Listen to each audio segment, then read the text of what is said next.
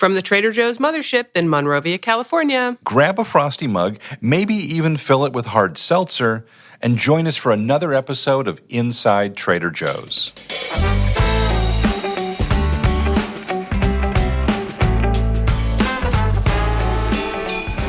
I'm Tara Miller, the director of Words and Phrases and Clauses. I really enjoy red ale. And I'm Matt Sloan, the marketing product guy. And for me, well, the type of beer that I enjoy, it just depends.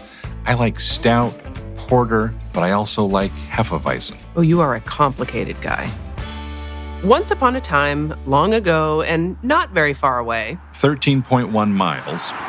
A very smart retail entrepreneur began a new type of convenience store. Did the crew wear Hawaiian shirts? I think I've heard this story. It was mostly known then as the place where you got your wine and cheese and party stuff. And beer? Oh, yes. As that store grew, and as other neighborhood stores named Trader Joe's were created, and the product selection grew too, we developed a reputation for great values on other products. And we kept our reputation for wine and cheese. And beer. And snacks.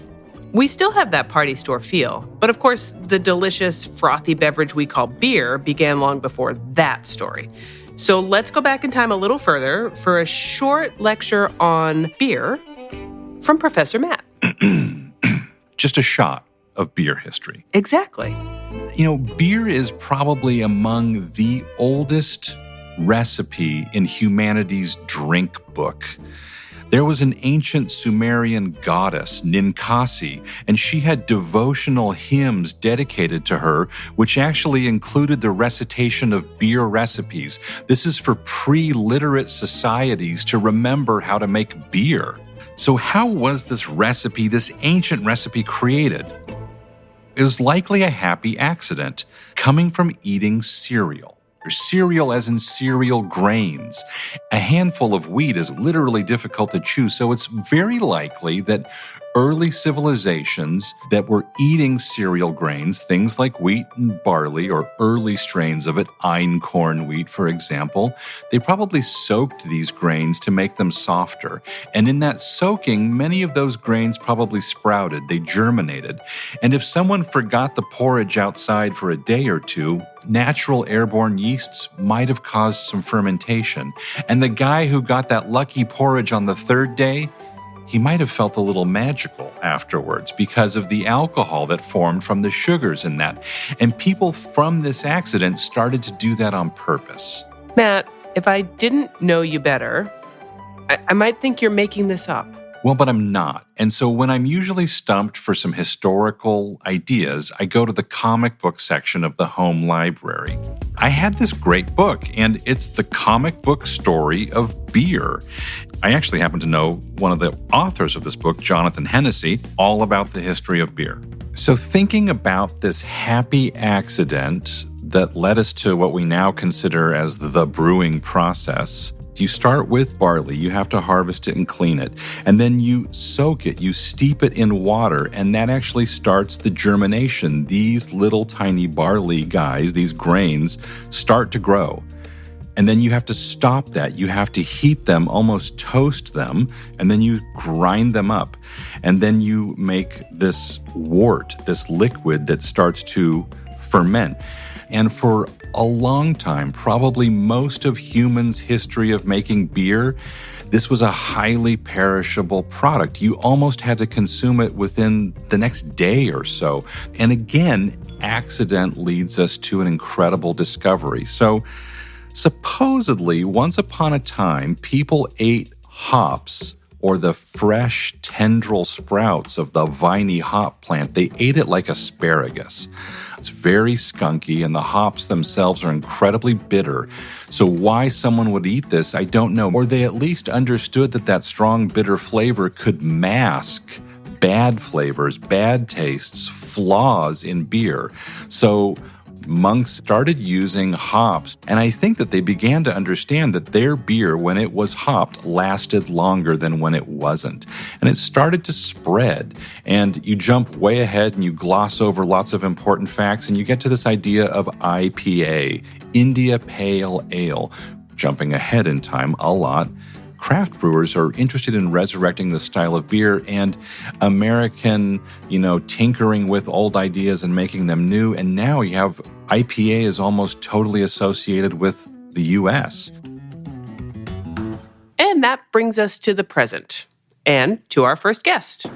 Hi, I'm Catherine. I'm a product developer at Trader Joe's. I work on a number of different categories, including my personal favorite, beer and spirits. I think that would be everybody's personal favorite if they got to do that. So at Trader Joe's, how it works is the product developers work very closely with the category managers. They create something called the shopping list. So they listen to our customers. They're also going into our stores to identify gaps. They turn over the shopping list to me, and it's my job to find the best supplier to create the products at the best value for our customers.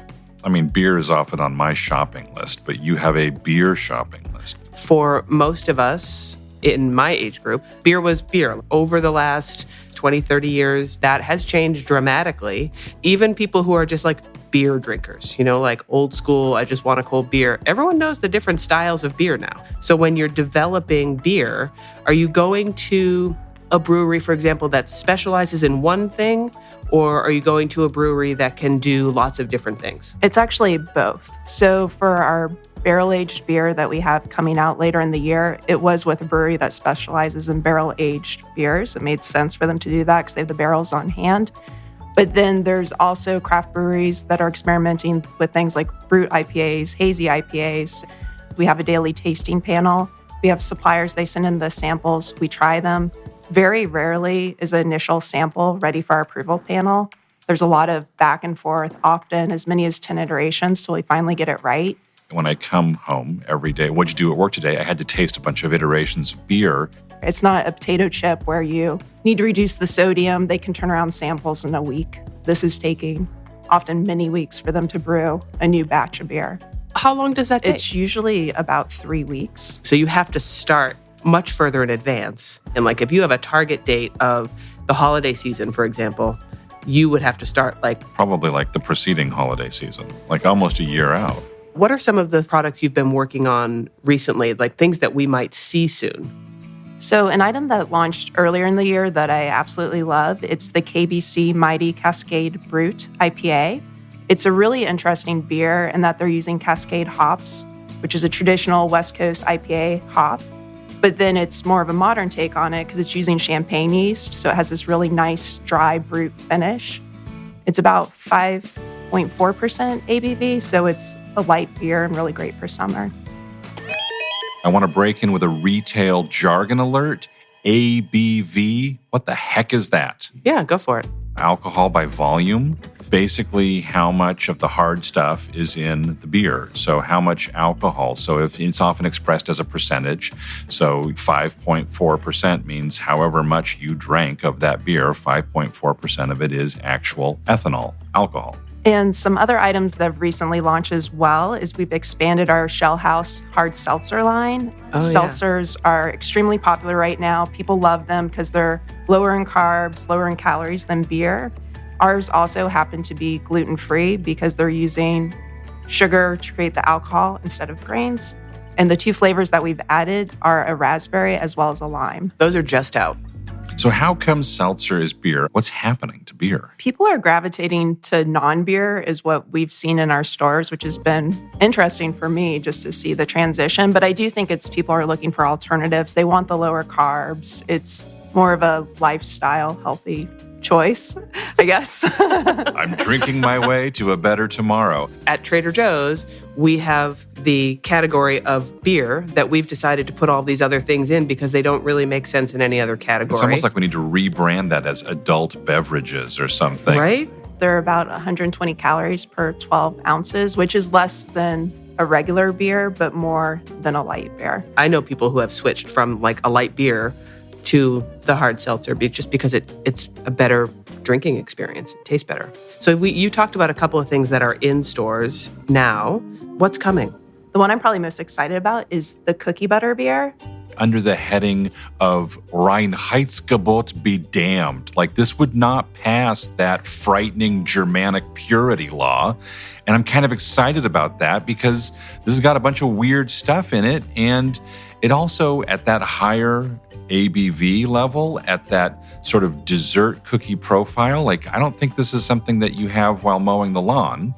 I mean, maybe you do. I don't know. As beer has evolved and there are all these styles of beer and all these craft breweries, you see people drinking beer differently. It's not just, hanging out watching football with a 12-pack. It's watching polo with cookie butter beer. I mean, it's like, okay. I would have it as an after-dinner dessert beer, and you could pair it with anything with cookie butter on top of it. I might give it the Elvis treatment. I might have cookie butter with banana slices and the cookie butter beer on the speculoos cookies. Wow. And I guess the full Elvis treatment would be at the side of bacon. This is a project that's been 2 years in the making. Trader Joe's is cookie butter headquarters, so we couldn't have an okay cookie butter beer. It had to taste just as good as what's in the jar.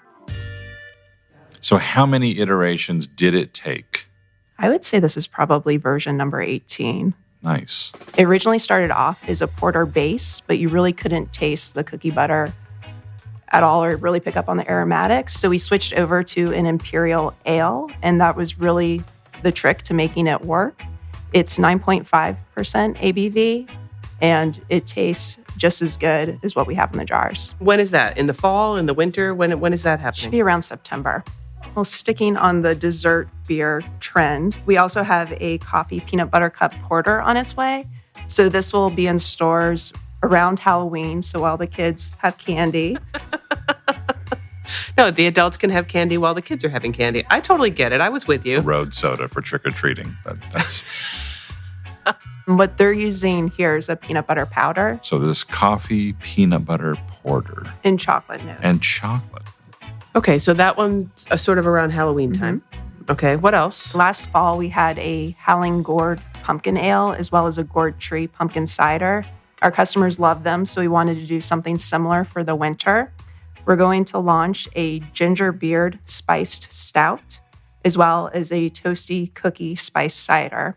They're using really warm winter spices, so cinnamon, nutmeg, allspice, and clove.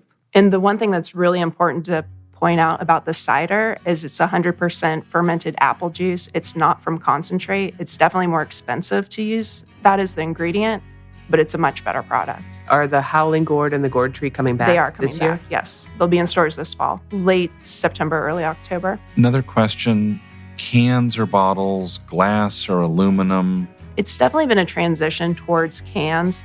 Cans are lighter weight, so it's less expensive to ship. And so a lot of breweries have switched over to canning lines. It's also a more efficient packaging process for them as well. Aluminum cans are interesting because they block out light. And, brown glass was introduced, early 1900s on a large scale basis to protect beer from light. But cans have been déclassé for so long, right? Sort of low end, but now they have more of a high end treatment going on. Why did that change happen? It was all of a sudden, if I were to go into a bottle shop, everything was in bottles. I guess now we have to call it a can shop. Yeah. But everything's since switched over to cans. There's different formats. There's 12 ounces. Now there's 19.2 ounce cans or 16 ounce cans. We used to have one and we called it the tall boy. But now there are all these other sizes. It's like the big and tall shop for beers. I had to shop there when I was a kid. I still might have to, actually. But then there's other beers that you want to see in a bottle. A barrel-aged beer, it's more higher end, and you want to see the nice little cork at the top. Is there anything else that you want to get out there about beer and what you're doing and what's happening in the beer world at Trader Joe's? We're not going to have every beer available to you, but our buyers work really hard to have a local selection that's interesting. And I actually think that the beer section in a given store is probably the most locally tailored part of the store. I think we've covered most of the stuff that we wanted to ask you about. So I think there's someone you should really talk to. Who? It's Dan. He's one of the world's foremost recognized experts in beer. And he makes beer for Trader Joe's? He does. He's one of our favorite partners to work with. As Catherine just said to us, we are going to talk to somebody who knows a thing or two about beer. Well, I guess my background is what has put me on the map, and that is as a German-educated brewing engineer. So, Dan, are you currently working from home? Are you working at the brewery? What's happening right now? Well, I go back and forth, but right now I'm speaking to you from my kitchen table. What prompted you to go to beer school and find a beer school in Germany? That's a pretty neat story. I loved the tangible and satisfaction elements that come with producing something, and I love beer. So I put the two together and I said, where could I learn from the best of the best? And that was at the Technical University of Munich. You've been responsible for a lot of the most popular beers that we sell at Trader Joe's. We were successful right out of the gate, and it was a huge honor, by the way, to be selected by Trader Joe's to develop this program, starting with our classic styles and then evolving into some really creative and different thematics. So just taking the Hotspurs hard cider, we were approached originally because the qualitative level of the hard cider being produced for Trader Joe's didn't really reflect the philosophy, I'd say, of Trader Joe's is to go as natural as possible all the time using the purest ingredients. We did eliminate every ingredient except for fresh pressed apple juice. So there's some technology we put into place to enable us to go all natural, which none of the other cider companies were able to do. When you use fresh pressed juice, it's just such a unique flavor, and you can tell the difference right off the bat. How did that go over for your people? It's like, hey, we're going to make apple juice tomorrow. Oh, everyone was all in. We love taking on new projects and being challenged. Last year, we did the pumpkin ale, when we infuse all natural ingredients and not pumpkin essence or pumpkin flavorings, but actually pumpkin. Just think about an 18,000 gallon tank with close to 5,000 gallons worth of pumpkin in it. Wow. The end result proved super popular and we'll be back, which is great. What are some of the crazier things that Catherine's asked you to do recently? Our winter seasonal that's coming up was pretty unique. It's a gingerbread themed beer. So we're dealing with natural spices and some natural sweeteners to create the same flavor profile. And, as sort of cutting edge as that sounds to me like a backwards in time thing. That sounds like Groot or like a spiced herbal addition to beer. Yeah, that's how we approached it. Not like I am Groot, from the Avengers movie. So everyone's like looking at me like, what are you talking about, the tree guy? No, it's different. I mean, so like Groot was sort of like before hops were used, Groot was this sort of like the 11 secret herbs and spices of beer making. The history of beer is as far as what the ingredients were prior to 1516, when the Reinheitsgebot came into effect in Germany. If you go back, what was used to, and mostly to cover up flavor flaws from the spontaneous fermentation that occurred. It wasn't just yeast; they had all kinds of bacteria falling into the witch's brew mentality. And it's like this magic potion. So you get all these off flavors, twigs, branches, some things like cow bile were used, orange peel was used because of the bitterness and tart, flavor impacts. So there are all kinds of different elements that were used instead of hops for a long, long time. I mean, we could talk to you about beer in general for hours. When the time comes that travel is more feasible and sensible, I need a visit. It'll be a lot of fun. Thank you again so much for joining us. I have 3 podcasts I subscribe to. This is my favorite. Thanks for including me on this. I thought we were going to talk about snacks in this episode. Did someone say snacks? That's why David is here. He did a great job of pairing up our wines with holiday candy last year. And so, David, do you think that you could pair beer with snacks? Oh, every day. Are you kidding me? Let's start with something that is sort of new in the store. It's called the Many Things Snack Mix, and it kind of is exactly what it says, right? There's a little bit of spicy, there's a little bit of sweet, it's crunchy. It doesn't have chocolate or sauerkraut. Right. So it's many things, but not all things. I really like our Shell House hard seltzers with it, particularly the Meyer Lemon. We just came out with recently the lime flavor as well. Those are going to go really well with the mix of flavors that are going on there and just be nice and refreshing. Another new one, the honey mustard and onion pretzel pieces. Beer and pretzels is a no-brainer, right? It's one of those classic flavor combinations. These pretzels are particularly good for that because you've got a little bit of sweet from that honey, you've got a little spice from the mustard, and then, of course, all the crunch and salt. Our Joseph's Brow Pilsner, it's spelled Plznr, so it's more of like Pilsner. That's really good. Goes well with that. Yeah, how do you pronounce that, Joseph's Brow? Well, there's no vowel, so I like Pilsner, maybe? It's like a Czechoslovak license plate. Stop it. Okay, I'm going to go fancy oven-baked cheese bites. These are so ridiculously, dare I say, painfully good. And I'd actually go with a cider for this. Sort of like a classic cheese board and fruit pairing. Henry Hotspur's hard-pressed cider. The nice tartness is going to cut through some of the fat in those cheese bites and really just make something phenomenal. Speed round, probably our most popular snack, plantain chips. I actually like something that's maybe a little more mellow with that. Something like our Trader Jose's lager, a phenomenal, nice, almost Kolsch style lager. So this one's a weird one. The Grand Slam caramel popcorn. That is sort of our take on a baseball stadium classic. Ballpark beer really hasn't been the kind of beer that you aspire to drink. And it's like $16, yeah. Right. A red ale is really good for that because you get that nice deep amber flavor, the malts going on there that have kind of a caramel feel to them. International round, bonus round, the land of the rising sun from Japan, our mochi nuggets. I need a beer pairing. So these ones are phenomenal. If you've never had these, they're just basically all crunch, all salt. I find that kind of flavor profile is really good for something kind of weird and fruity. And actually, for this one, I'm just going to go all the way. I think our Alasa lemon ginger hard kombucha, really, really good for that.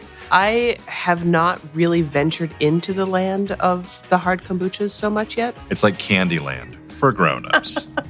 David, thank you so much for taking time Absolutely. to come and talk to us. We really, really appreciate it. Party on, Tara and Matt. Party on, David. So it turns out, in looking at per capita beer consumption, New Hampshire is way up there. I figured we'd just give a call to Newington, New Hampshire. I want to talk with Ray, the beer section leader there. Hello, this is Ray. Ray, it's Matt from the office. How's it going? Hi, Matt. Good, thanks. How are you? In just the little bit that I've heard your voice, I'm going to bet you're not from New Hampshire. Not originally. No, I'm an implant. An implant? Like, that sounds like a dental device. I am originally from New Zealand. Oh, fantastic. Okay. In this episode, we're talking a lot about beer. What's been going on with the beer section recently? Yeah, we're getting a lot of new breweries bringing their beer into the store, which is really great, and the customers love it. Are they after out of the ordinary stuff, or is it the tried and true? Obviously, during the winter, customers are looking for your darker beers, so your porters or your stouts. And then right now, we're having a lot of requests for citrusy session IPAs, so a little lighter on the alcohol side and more fruity beers just to enjoy in the hotter days. If a customer were to come up to you and say that he was going to serve macaroni and cheese with smoked trout for dinner, what would your beer pairing recommendation be for that? Macaroni and cheese and smoked trout. Not that I know anything about this combination, Ray, but if I were going to have such a meal... If you were going to have such a meal, I would probably give him a safe bet and go with Stoneface IPA. Stoneface? Stoneface, yeah. So that's a really local beer, actually.